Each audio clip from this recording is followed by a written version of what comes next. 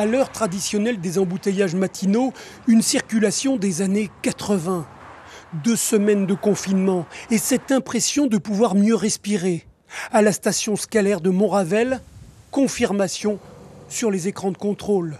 Le niveau de dioxyde d'azote est historiquement bas, divisé par 4. Le dioxyde d'azote est un polluant qu'on mesure déjà en dessous des seuils réglementaires en Nouvelle-Calédonie.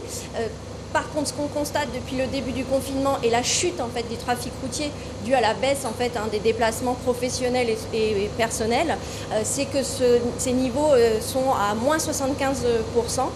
Donc la chute est quand même bien nette. Beaucoup moins de voitures et plus aucun de ces paquebots très polluants au port de Nouméa. Scalaire relève également les taux de particules fines. Et là aussi, des baisses significatives de moins 4 à moins 20%. Le ralentissement de la combustion industrielle de l'usine de Doniambo, combiné à la baisse du trafic routier, donnerait ces bons résultats.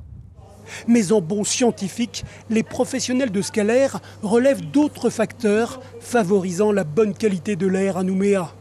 Tout ne s'explique pas par le confinement.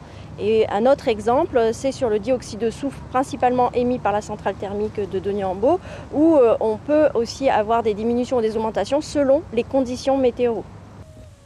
Les alizés, le meilleur antipolluant en Nouméa, car les vents dispersent en effet vers le lagon les émanations du nickel et des voitures.